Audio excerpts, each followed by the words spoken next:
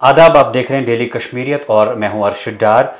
और हमारे साथ आज स्टूडियो में तशरीफ़ फरमा है डॉक्टर मुदस्सिर वानी साहब। पिछले 6 वर्षों से लगातार यूके में प्रैक्टिस करते हैं, यूरोलॉजी में महारत रखते हैं। MCH यूरोलॉजी किया है इंग्लैंड से और FRCS यूरोलॉजी में वो भी इंग्लैंड से किया है। इस रिलेटेड बहुत सारी ऐसी चीज़ें हैं जो हमारे कश्मीर में आजकल अरूज पर है और काफ़ी सारे ऐसे पेशेंट्स हैं जो हमें मैसेज करते हैं, मेल करते हैं, फ़ोन कॉल्स करते हैं कि आप इस रिलेटेड किसी माहिर को यहाँ पे बुलाइए ताकि हम भी उनसे सवालात कर सकें और जो हमारे जहन में सवालात हैं उन सवालात का जवाब मिल सके। यूरोलॉजी से रिलेटेड डॉक्टर साहब यहाँ पे बहुत डिजीज़ पाई जाती हैं। बहुत सारे ऐसे पेशेंट्स हैं जो डॉक्टर साहिबान से डिस्कस करते हैं, बहुत सारे ऐसे पेशेंट्स हैं जो अंदर से ही खुद ही के इलाज करते हैं और बहुत सारे ऐसे पेशेंट्स हैं जो इलाज ही नहीं करते हैं। उनको ये नॉर्मल लगता है कि यूरिन लीक होना, स्टोन में पेन होना, प्रोस्टेट प्रॉब्लम्स, उनको लगता है नॉर्मल है, मैं देसी इलाज करके घर पे या यूट्यूब देखकर मैं कुछ कर लूँगा और मैं ठीक हो जाऊँगा। लेकिन एक्सपर्ट होता है, महारत रखने वाला होता है और एक्चुअल इलाज डॉक्टर ही बता सकता है। आपका बहुत बहुत खुशामदीद हमारे इस प्रोग्राम में। अक्सर हम यहाँ पे डॉक्टर साहबान को दावत देते हैं, जो भी अमराज हमारे कश्मीर में अरूज पर है, जो लोग चाहते हैं जिस चीज़ पर बात हो उन पर हम डिस्कस करते हैं। आप इस चीज़ में महारत रखते हैं, आपका बहुत बहुत शुक्रिया।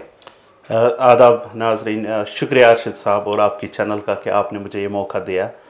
और ये मेरा फ़र्ज़ भी है क्योंकि मैं एक कश्मीरी बहसती कश्मीरी, मैंने यहाँ ये ट्रेनिंग की, अपने लोगों से ही सीखा है, अपने लोग ही पेशेंट थे, तो मेरा फ़र्ज़ बनता है जितनी भी थोड़ी बहुत नॉलेज मुझे है। जैसे आपने कहा कि लोग खुद ही इलाज करते हैं यूट्यूब देखकर या नहीं करते हैं, वो अच्छी बात नहीं है। इसीलिए जैसे आपने आज चूज़ किया, जो भी आप पूछना चाहते हैं, जो आपको लगता है कश्मीर में कॉमन प्रॉब्लम्स है, वो आप पूछ सकते हैं और जितना मुझसे हो सकेगा मैं अकॉर्डिंगली उनका जवाब दूंगा। जी डॉक्टर साहब, जितने भी हमारे करीबी डॉक्टर साहिबान हैं जो इस यूरोलॉजी में महारत रखते हैं, तो हमने उनसे कई बार डिस्कस की कि कौन से ऐसे ज़्यादा पेशेंट्स हैं जो आपके पास आते हैं और जो कश्मीर में जो डिजीज़ अरूज पर जा रही है। तो उसमें बहुत सारी चीज़ें हैं और हम कुछ चीज़ों को आज यहाँ पे जिक्र करेंगे जो लोगों को फ़ायदेमंद भी लगेंगी और लोग उससे फ़ायदा भी उठाएंगे। और जिन लोगों को अभी तक ये नहीं पता कि हमें डॉक्टर कंसल्ट करना है, मुझे लगता है कि वो भी अब उसके बाद डॉक्टर कंसल्ट करेंगे। प्रोस्टेट एक ऐसी चीज़ है जो पिछले कई वर्षों से हमारे कश्मीर में दिन ब दिन ऐसे पेशेंट्स इंक्रीज़ हो रहे हैं और पेशेंट्स को भी ये नहीं पता चल रहा है कि हम प्रोस्टेट के शिकार है, सिम्टम्स क्या है और बाद में उसका इलाज कैसे हो सकता है और हमें किन चीज़ों से परहेज़ करना है।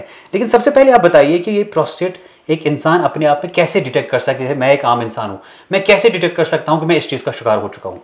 दरअसल लोगों को समझने की बात है, मैं कुछ दिनों से यहाँ पर बहुत पेशेंट जो मुझे जानते हैं मेरे घर आए, प्रोस्टेट हर एक मर्द में प्रेजेंट होता है, ये बर्थ से प्रेजेंट होता है। ये प्रोस्टेट एज सच खुद में एक बीमारी नहीं है, लेकिन जब पेशेंट्स 40 साल के बाद, मर्द 40 साल की एज को क्रॉस कर देता है तो ये प्रोस्टेट बढ़ने लगता है। अल्लाह ताला ने ऐसा सिस्टम बनाया है कि जो ब्लैडर है, ब्लैडर की पाइप प्रोस्टेट के अंदर से जाती है। सो जो ही ये बढ़ जाता है तो ये मुमकिन हो सकता है कि वो पाइप टाइट हो जाए। तो आपने जैसे पूछा कि कौन से सिम्टम्स होंगे, तो इसमें कुछ खास सिम्टम होते हैं। अगर मर्द को अचानक लगे कि उसको बार बार पेशाब को जाना पड़ता है, छोटे पेशाब की बात करता हूँ, इसी तरह उसको लगता नहीं मुझे अर्जेंसी है, अगर उसको हाजत आ गई तो वो बोलता नहीं मैं रुक नहीं पाऊंगा, वो लगता है। या उसको बार बार रात को उठना पड़ता है, या उसको लगता है जो उसकी फ्लो थी वो कम हो गई है। जैसे पहले वो मिसाल के तौर पर खड़ा पेशाब कर रहा था तो पेशाब दीवार को लगता था, लेकिन अब उसको लगता है उनके पैरों पे पड़ रहा है। या उसको लगता है वो शुरू करता है रुक जाता है, शुरू करता है रुक जाता है। क्वांटिटी में इसमें ये है कि अगर क्वांटिटी कम हो गई, क्वांटिटी में वो बताऊँ, वो लास्ट में कि पेशेंट ने वो बाथरूम चला गया, उसने सारा कुछ किया, उसके बाद फिर भी उसको लगता है शायद कुछ पेशाब रह गया। ये 7 चीजें अक्सर पेशेंट्स में देखी जा सकती है। हर एक को होना जरूरी नहीं है, लेकिन ये अलामतें हैं कि आपको प्रोस्टेट के सिम्टम है। यहाँ पर मैं एक बात क्लियर करना चाहता हूँ, जो मैंने पिछले 2-3 हफ्तों से देखा, कोई हमारे घर आता था पेशेंट दिखाने के लिए, प्रोस्टेट के साइज का इलाज नहीं होता है। मुझे लगा पेशेंट से अल्ट्रासाउंड किया और डॉक्टर साहब मेरे प्रोस्टेट 30 ग्राम है, कोई बोलता है 35 ग्राम है, 40। प्रोस्टेट का इलाज सिम्टम्स के हिसाब से होता है, साइज के हिसाब से, क्योंकि हर एक मर्द में ये बढ़ता जाएगा उम्र। यानी आप फिर मेडिसिन भी उसके जो ये है सिम्टम्स को देते हैं, उस हिसाब से देते हैं आप। एग्जैक्टली। प्रोस्टेट के साइज को ट्रीट नहीं करना होता है। मैंने देखा बहुत से पेशेंट्स को डॉक्टर साहब ने दवाई रखी है, जब मैंने उनको पूछा कि आपके सिम्टम, उनके कोई सिम्टम नहीं है, तो मैंने उनको बोला आपको दवाई खाने की जरूरत नहीं। हाँ, अल्ट्रासाउंड उसका टेस्ट नहीं है, और भी कोई टेस्ट है जो डॉक्टर साहब जो माहिर हो गए, यूरोलॉजिस्ट होंगे, वो आपको बताएंगे, जैसे यूरोफ्लोमेट्री है या एक स्कोरिंग सिस्टम है, उससे पता चल सकता है। तो मेरे मैसेज सिंपल है, कोशिश पढ़ते मैसेज सिंपल, प्रोस्टेट किस वजनस इलाज कर तम खतर कहीं दवा खाने जरूरत या कह सर्जरी करने जरूरत। दरअसल इलाज कर इलाज उस वक्त करना अगर तुम तम सह तकलीफ वातान, तो तम खतर बेहतर प्रॉपर यूरोलॉजिस्टस नश गई, तम डॉक्टर सब कर असेसमेंट, तो तम पे कर तम डिसाइड तुम दवा क्यों ना क्यों। या बह दिम तुम मिसाल 20 ग्राम का भी प्रोस्टेट हो सकता है, लेकिन अगर सिम्टम्स होंगे तो वो पेशेंट सर्जरी भी के लिए भी हो सकता है। लेकिन मैं आपको ये भी बताऊंगा 90 ग्राम 100 ग्राम प्रोस्टेट भी हो सकता है, कोई सिम्टम नहीं हो सकता है, उनको खाम खा इलाज की जरूरत नहीं। जी जी जी जी। डॉक्टर साहब, आपने कहा कि हम जो उनके साथ सिम्टम्स होते हैं, उनके पास सिम्टम्स होते हैं, उस हिसाब से हम इलाज करते हैं और दवाई भी उसी हिसाब से चलती है। और वो रेयर केस होते हैं जैसे जब सिम्टम्स नहीं होते हैं और साइज ज़्यादा होता है, और साइज ज़्यादा होता है सिम्टम्स नहीं होते हैं। बिल्कुल। लेकिन क्या ऐसी कोई चीज़ें हैं जो हम हर रोज़ अपने आप में इस्तेमाल करते हैं, खाने के हिसाब से या पीने के हिसाब से, जो डायरेक्टली इनडायरेक्टली इस चीज़ को इंक्रीज़ कर सकते हैं और इंसान को पता भी नहीं चलता कि हम ये चीज़ें ज़्यादा इनटेक उनका कर रहे हैं और उस वजह से हम प्रोस्टेट के शिकार हो सकते हैं? ये बहुत अच्छा क्वेश्चन है। इन प्रोस्टेट के सिम्टम्स को लट्स बोलते हैं, लोअर यूरिनरी ट्रैक्ट सिम्टम्स। तो जैसे आप पॉइंट है, कोई आदमी बहुत कॉफ़ी पीता है, बहुत चाय पीता है, तो उसके सिम्टम वर्सन हो जाएंगे। तो उन चीज़ों से उनको एहतियात करना है। मिसाल के तौर पर कोई पेशेंट है, वो रात को 3-4 बार उठता है, उसका मसला ये नहीं कि उठता है, आप भी कभी देखा होगा जब आप बार बार उठोगे आप सो नहीं पाओगे, तो नींद पे बैठे हुए असर। बेशक। तो उनको क्या चाहिए, 3 घंटे शाम को सोने से पहले कोई पानी न पिए, बिल्कुल पानी न पिए। जब वो शाम को बाथरूम को जाए अपने हाजत किए, तो 5 मिनट बाथरूम इधर उधर चले या बाहर निकले, फिर से जाए बाथरूम, ताकि उनका ब्लैडर खाली रहे और वो सो जाए। तो अगर रात को उनकी आंख खुले, इसलिए बाथरूम में जाए कि उनकी आंख खुल गई, don't go to washroom for that please, उससे आपका ब्लैडर गलत कंसेप्ट ले जाता है। तो जो ही हाजत तब जाए।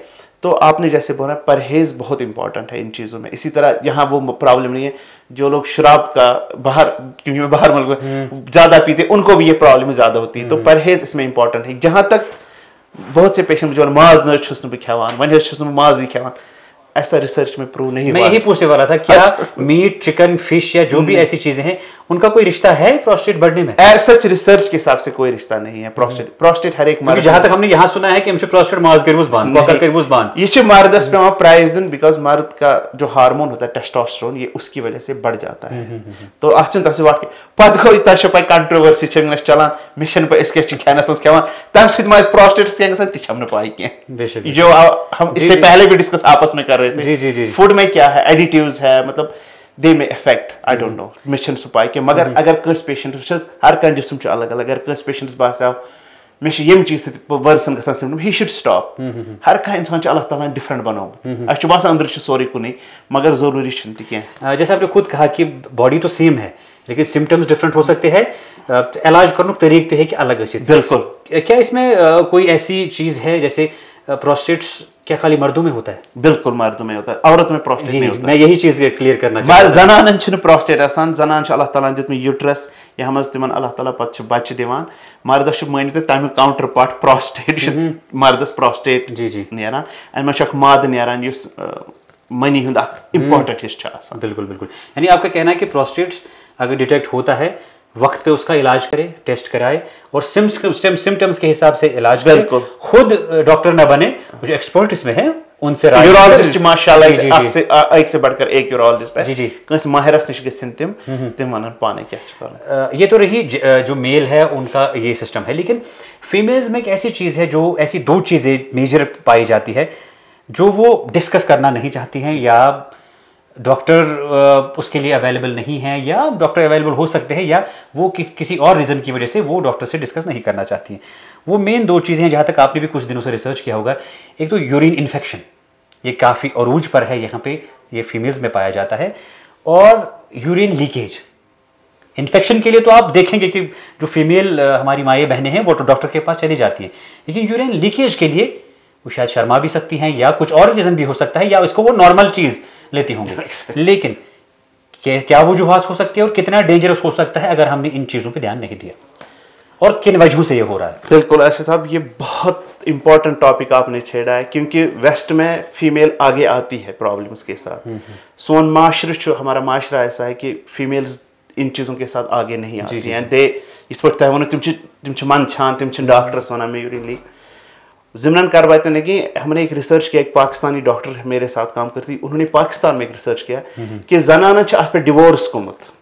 बस पाकिस्तान कत करान या इंडिया मज तुथ रिसर्च गोमुत। वन मतलब ज़ चीज़ वह अल्लाह ताला ने युथी इंसान तख्लीक कोर्मुत। तख्लीक क्या है? मर्द की एनाटमी और फीमेल की एनाटमी फ़र्क है। बिल्कुल। फीमेल प्रिडिस्पोज टू इन्फेक्शन, मर्दस यूरिन इन्फेक्शन नॉर्मली गसान कहें। साने माजे बेन क्या याद थोन अगर इन बार बार इन्फेक्शन गसान वो तुम वथान तो करान टेस्ट वन अहन चे इन्फेक्शन टेस्ट कर ना, यह कर कह। यूरिन इन्फेक्शन साइंटिफिकली अकु चीज़ कि अत कर कल्चर। अगर कल्चरस पे द्राय इन्फेक्शन, कल्चर मस्ट। यूरिनस पे पॉजिटिव कहीं चीज़ गसान, यूरिनस कल्चर कर। अगर अम हो पॉजिटिव, अमिस माज बेन सान दवा एंटीबायोटिक खन खाई डॉक्टर सबस नश पे कर, मगर एंटीबायोटिक खन। अगर अमिस 2 खुत ज़्यादा इन्फेक्शन गई 6 रेतन, अत क्राइटेरिया बनित या 3 खुत ज़्यादा इन्फेक्शन, अमिस one recurrent urinary tract infection. अत नाव सोद अमिस पेशेंटस, अमिस रेकरेंट यूरिनरी ट्रैक इन्फेक्शन। अत क्या अमिस कर? अम खतर गस माहिरस अमिस इलाज कर, मगर अम खतर वन बह प्रिवेंशन कित पे। प्रिवेंशन अत गोक वो अमिस माज बेन मे कम सह गसान। कुन वक्त गसान जिस्मानी ताल्लुक करने सत, कुन वक्त बे कुन चीज़ सत गसान, अमिस माज बेन सह चीज़ एड्रेस कर। अगर मैं अमिस गसान तो गसान लाइफ बनान अमिस अम खतर मुश्किल, what they should do is that, sorry बह सो कशर उर्दू राव तिमन माजन बेन क्या खन एंटीबायोटिक, तथ वन प्रोफिलैक्टिक एंटीबायोटिक। शामन शंगन विज डॉक्टर सबस मशवर कर, यह शामन शंगन विज इन्फेक्शन दूर कर। मगर अम वर बे क्या चीज़ कर, त्रेश खुल चेन। त्रेश मकसद अमिस त्रेश खुल चेन। अगर मैरिड सोहबत करान, अम ब्रो तो अम पे जरूरी तो जरूरी वॉशरूम गन। हमेशा सफाई कर, front to back, never back to front. यम चीज़ तीत्या इंपॉर्टेंट।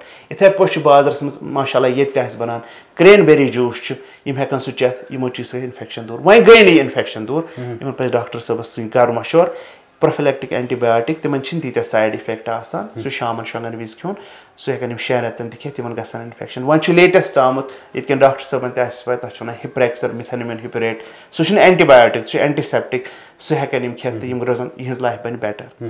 अम पे वो अर्शद साहब दूसरा leakage, urine leak common problem फीमेल्सन मज। बट ये तुम क्रैक्स वन, मेन पॉइंट जो आपने बोला कि द रीजन इज कि फीमेल्स थिंक इट्स नॉर्मल। फिर मर्दन prostate normal, yes it's normal, but symptom normal. उसमें रीजन ये भी है डॉक्टर साहब, क्योंकि हमारे जो कश्मीर में जो परवरिश हमारी हुई है, हमारी माई बाबाओं बहनों की, सोचा डिसेंट परवरिश। एग्जैक्टली। उनमें एक शर्म है, उनमें एक हया है, बेकार रीजन नहीं, उनमें एक शर्म हया है, उनकी परवरिश उस हिसाब से हुई है कि तिम हेजिटेट कर रहा है। बिल्कुल, क्योंकि हमारे माहौल वेस्टर्न नहीं है कि तिम गसन गोड़ पे तिथि डेवलप तो तिम गसन फ्री माइंड तिम हेकन कंसे ते कह कत कर। लेकिन हमारी माई बहनें तिम में डिसेंसी, तिम हेकान हर कह चीज हर कंसे डिस्कस करित यह पॉइंट वैलिड। इवन वेस्टस मज कह जनान तिम डॉक्टर्स गसान तिम मन छान बाशाला सान माज बेन बड़ डिसेंटली आमत ब्रॉट अप कर, बे पुन कल्चर। यह योत कि पूर या सन साइडस माज बेन वन बह 2 किस्म यूरिन लीक।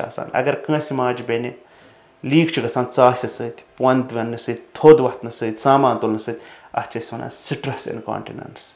अमुक मतलब गो बनिम हिस्स लेडी, यह अमुक मसल वीक बन, स्ट्रेस बर्दाश्त करित यह हेकान करित कहें तो अत एब्डोमेन यड़ प्रेशर बढ़ान चास यह अत पेशाब बानस दक दिवान तो यूरिन लीक गसान। अत वन स्ट्रेस इनकॉन्टिनेंस। तो अत वजूहत। नॉर्मल डिलीवरी अगर वारिया लट गि तम सकान गि तो इन बेन पज कर डॉक्टर सब कंसल्ट, जरूरी पज कंसल्ट। अगर ना वो डॉक्टर सब यसान कंसल्ट कर, बेहतरीन खतर कर पेल्विक फिजियोथेरेपी। माशाल्लाह कशीर में तीत्या फिजियोथेरेपिस्ट।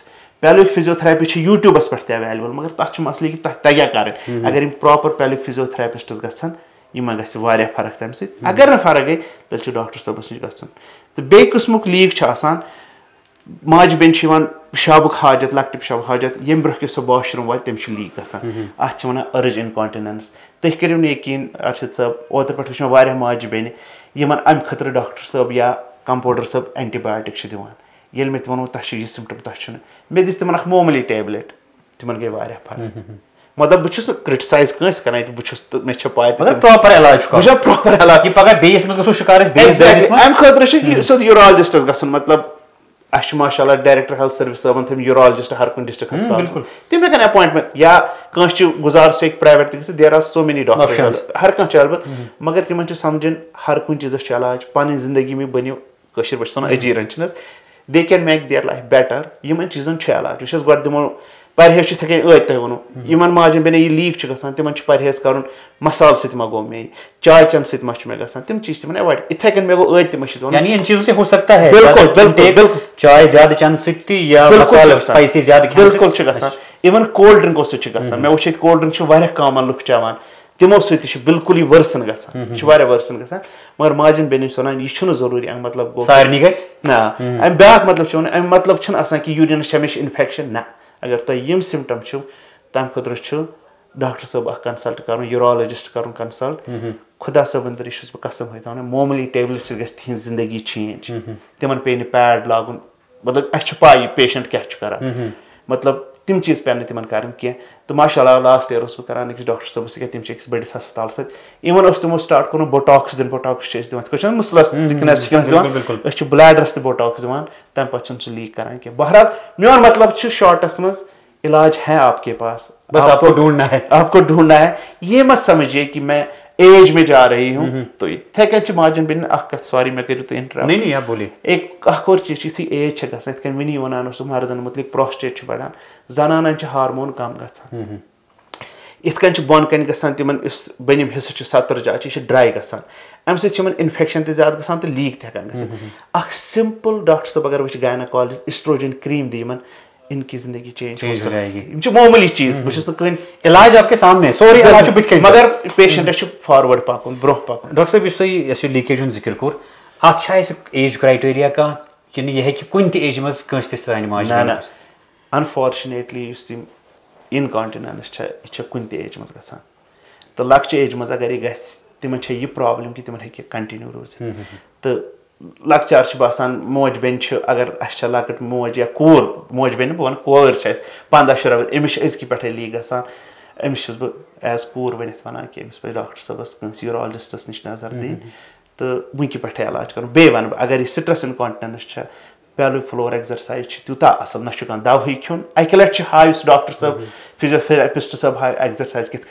कर मसल गसान टाइट यह गि पाने ठीक डॉक्टर साहब ब्याख इशू मज इशू तिक वुचमुत वुचान सह कह घर जहाँ पे 4 में से 2 या 3 पेशेंट नहीं होते हैं ये लकुट मकुट मेडिकल शॉप गरी आसान ये दोद कोर कह दवा फुल चलो तो खेमो यहाँ पे 2 चीज़ें ऐसी है एक जिन पर बात करना बहुत ज़रूरी है ये स्टोन मसल ज़्यादा चाहे सो kidney stone urine track stone गाल स्टोन मगर मे कन्फ्यूजन क्या यमन सारे स्टोन पान वन का वाट कोई इंटर कनेक्शन है कि अगर किडनी में स्टोन है वो उसका कनेक्शन गाल स्टोन से है गाल स्टोन का कनेक्शन यूरिन ट्रैक स्टोन से है असल पॉइंट वाला शुक्रिया अम पॉइंट रेज करने खतर गाल स्टोनस तो किडनी स्टोन कहीं वाट गाल स्टोन सान अंदरमुख हिस्स सह कन बनान फॉर अ डिफरेंट रीजन तम खतर अगर कन तथ मज तन पे जनरल सर्जनस नश कंसल्ट कर तिमन पे सह गाल ब्लैडर कड़न अत तिल पे किडनी वाट अक कत किडनी क्या स्टोन बनान अ गई पे तह वो कि गरस मे अकिस बेस सह मोरो सह कह वजह किडनी क्या बन स्टोन मगर अत एक्सक्लूसिवली वन बह एक्सक्लूसिव सोन त्रेश कम चे सह अत मेन वजह तुम वुचान गरम कूत वन ब्रोह यूत गरम वन गरम ज्यादा वन कुदरती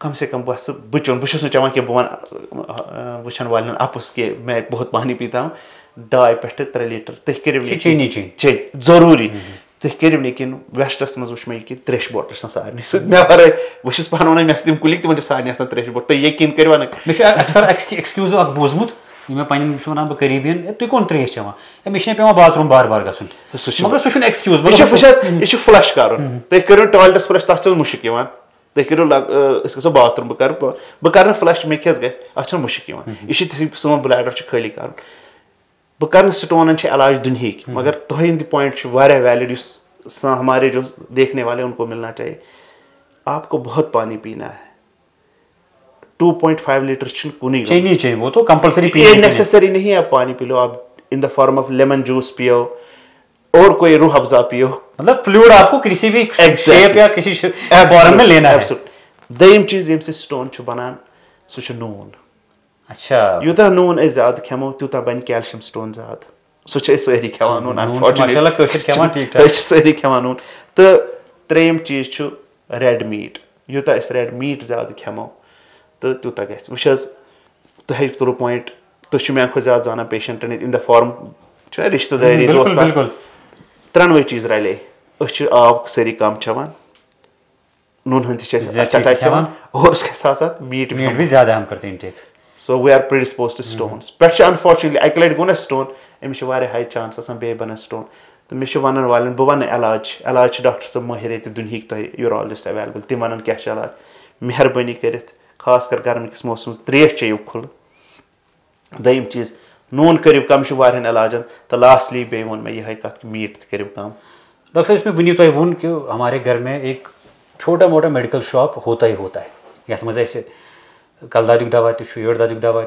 म्यादस दग कर एसिडिटी कह दवा तो पत तकलीफ सह मेडिकल शॉप खोलान तो दवा फुल खेवान लेकिन इन द लॉन्ग रन वो कितना नुकसान अपने आप को दे रहे हैं तो असान यह अफसोस बहरहाल यह गोस ना कह तुम वो इट्स अ रॉन्ग थिंग मतलब बह वो तुम बस डॉक्टर बह अगर पान लिखना दवा सह हेक बह लिखी मे रजिस्ट्रेशन कैंसल मे बेस डॉक्टर से दवा लिखना पत ग फॉर्म अगर मे स्पेलिंग मिस्टेक बस नबर बस हेकान कह बस नबर अगर स्पेलिंग गलत सह दी मे दवा कह वन मतलब पैरास्टमॉल खेवान पैरास्टमॉलस कत साइड इफेक्ट मतलब यह गलत यह तुम अवाम खतर वो दिस क्वेश्चन वाज फॉर बिल्कुल यह गलत तरीक प्लीज यह करो पाने में दवा खेवान हुत खेव दवा एंटीबायोटिक मे ाजो पतम लट मे कमिस तान पेशेंटस यूरिन इन्फेक्शन मे ाव दवा बेस्टस मज कॉमनली दवा दवा कत बनान यह आज बन 10 वरी खत्म गोमुत दवा मतलब सह क्या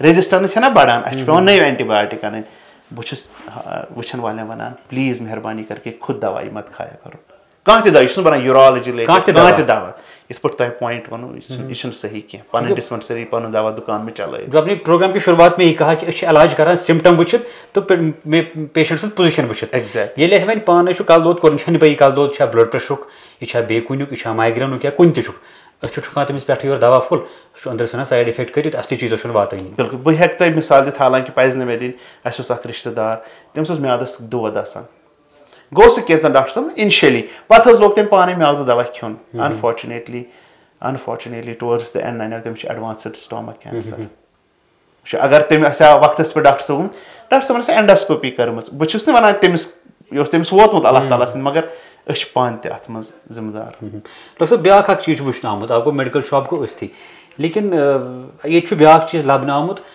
मुझे कोई इशू लग रहा है अपनी बॉडी में अब मुझे दवाई खानी है अगर दवाई घर में अवेलेबल है वो भी ठीक है अगर मैं बाहर से किसी नॉर्मल कॉमन कंपाउंडर डॉक्टर से दवाई लाता हूँ घर आके मैं पहले गूगल पे चेक करता हूँ ये दवा कत लगा अच्छा गूगल से पृछान मे बॉडी में ये प्रॉब्लम तो मे क्या लगे फिर गूगल वहाँ पे से अब उनको ये करता है क्या सह एग्जैक्टली यह तुम दिवान कि वो भी हार्मफुल है ना यह कज कि डॉक्टर गूगल नबर वन यह बड़ गलत प्रैक्टिस हमेशा पज प्रॉपर डॉक्टर साहबस गन यह जरूरी कि स्पेशलिस्ट गन डॉक्टर साहब अवेलेबल डिस्पेंसरीजन मज सह मुफ्त इलाज करान मे रिक्वेस्ट ना गूगल पूगल मे वुचान यूट्यूब तो यह सही तरीक कह डॉक्टर साहब अथ लागे अथ सन तमिस चीज सह पल्स पन्ने हिसाब ब्लड प्रेशर पन्ने हिसाब मे रिक्वेस्ट यह पज न कह मेन इल्तिजा सारे पेशेंटन पन्नस पानस वात ये ब्रोह जेठ तो अम खतर बेहतर तुम गो अकिस डॉक्टर साहबस नश तुम लोकली अवेलेबल जरूरी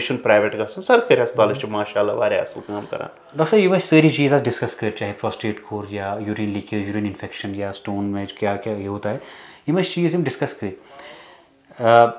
अक्सर ये कल्चर ये फ्रूट्स ज़्यादा खेवान कह या वेजिटेबल्स काफ़ी कम खाने का रिवाज है, कि ऐसे कोई स्पेसिफिक फ्रूट्स या यम वेजिटेबल्स यम ज़्यादा पेन इस्तेमाल पेन कर यम इन चीज़न शिकार गो क्या, अगर वन शिकार गमत तिमन गई तथ राहत तिमो चीज़ों से।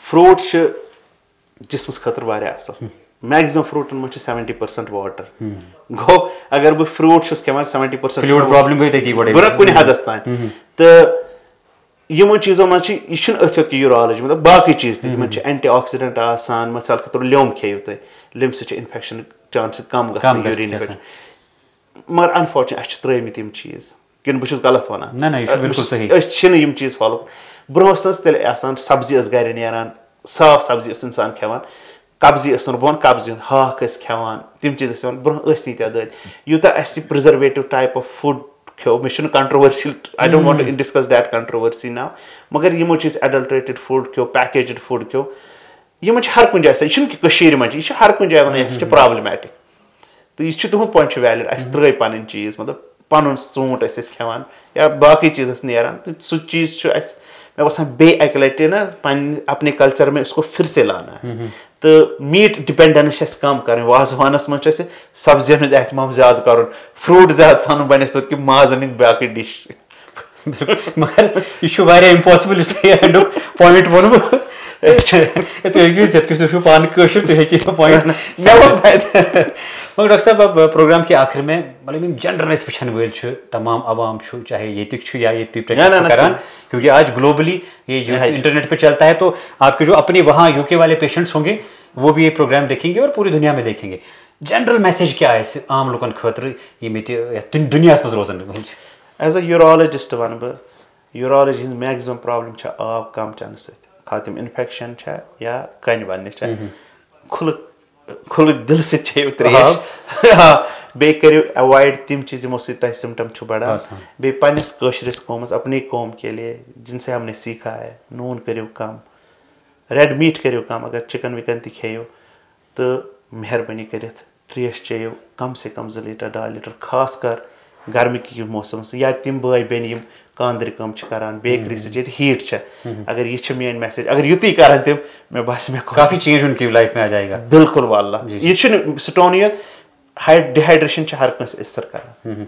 डॉक्टर साहब इंशाल्लाह अगर जिंदगानी रोज़ हमें पता है कि आप अभी 10-15 दिन है यहाँ पे, तो हम और आपको कोशिश पकड़ने की करेंगे, आप एक बार फिर हमारे स्टूडियो में आएंगे, क्योंकि लोग चाहते हैं कि इन चीज़ों पर डिस्कस होना चाहिए। वारियन कथन रुकन वाश आमुत यम लोग कंस डिस्कस करें, मैं बसान यह प्रोग्राम वुचन पे गसन तम अकिस डॉक्टर साहबस नश यम तमिक माहिर तिम कर तम चीज़ डिस्कस। वारियन लोगन ये लोगमुत पता कि मे शायद इन्फेक्शन, डॉक्टर साहब ने वन मे पन्नी सोई पॉइंट मे ओतर पे बसान, या उनको लगता होगा कि हम ये जिस चीज़ हाइड कर रहे थे इससे हमें in the long run problem हो सकती है। तो इंशाल्लाह अगर जिंदगानी रही जरूर और भी आपसे डिस्कस करेंगे और भी मजीद ऐसी चीज़ों पर बात करेंगे जो जिन पर बात करना बहुत ज़रूरी है। फिलहाल आपका बहुत बहुत शुक्रिया।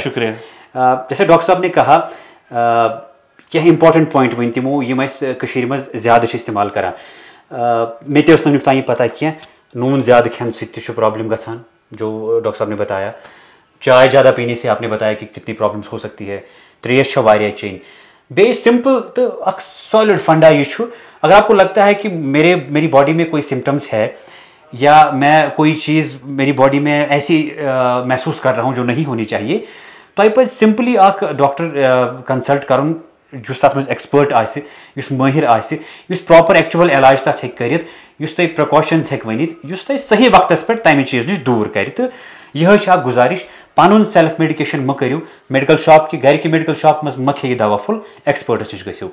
इंशाल्लाह अगर जिंदगानी रोज़ डॉक्टर साहब दिमो बे तकलीफ बे वारियन इशुन पे करो कत, तो लुकन ताम वातनावो सो जानकारी। फिलहाल अस्सलाम वालेकुम।